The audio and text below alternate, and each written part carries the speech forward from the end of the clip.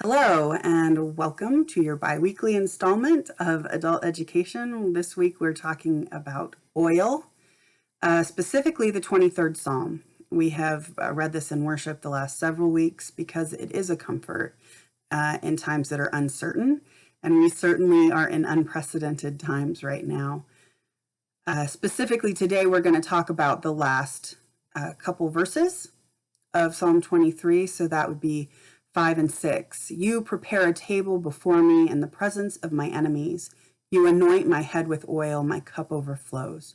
Surely goodness and mercy shall follow me all the days of my life, and I will dwell in the house of the Lord my whole life long. And there's a lot there, and they are truly lovely, comforting lines of promise. Specifically, that God anoints our head with oil and our cup overflows. That God is so good. He does not just fill our cup, but God, in fact, makes our cup overflow.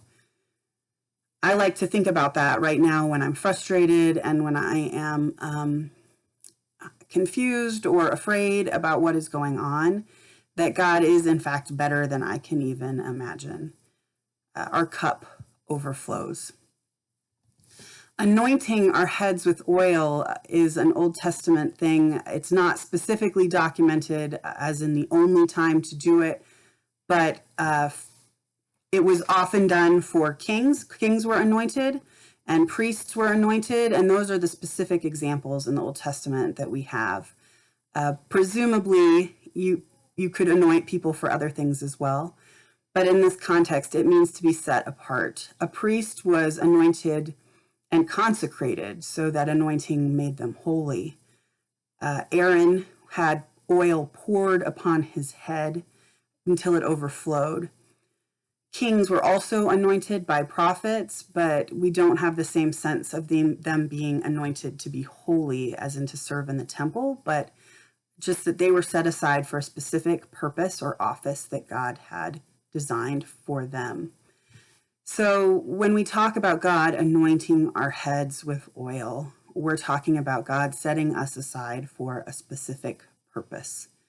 That God has a plan and God has designed that specifically for you and for your gifts and for your talents.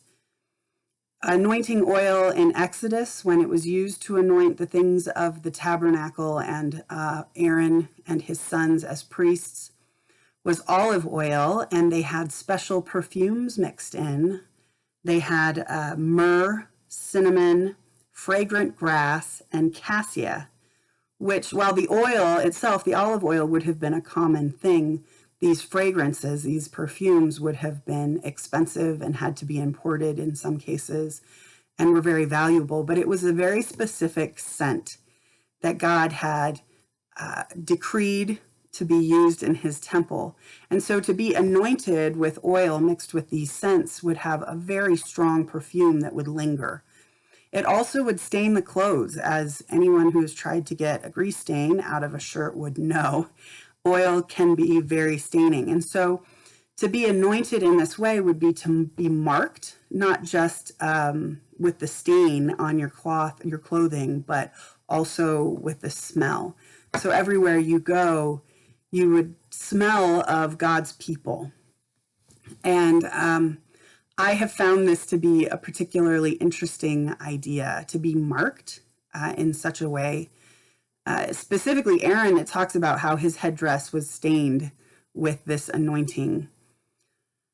So I would like to think about, I'd like you to think about, and I will think about this week, how we are marked, that God has set us aside for something specific, and that God's blessing in the form of, in this case, a smell and a stain, which are things we often think of as negative, but we have been set apart for something special. And I'm wondering if there are smells, since smell is so often connected to memory, if there are smells that remind you of being loved and being chosen. Maybe it's the smell of your grandmother's cooking, or it's the smell of the outdoors when the flowers are starting to bloom. But God has given us the gift of smell and has anointed Aaron with a smell and has anointed us, as the 23rd Psalm discusses, that we are anointed and our cup of good things overflows because God is always better than we can imagine.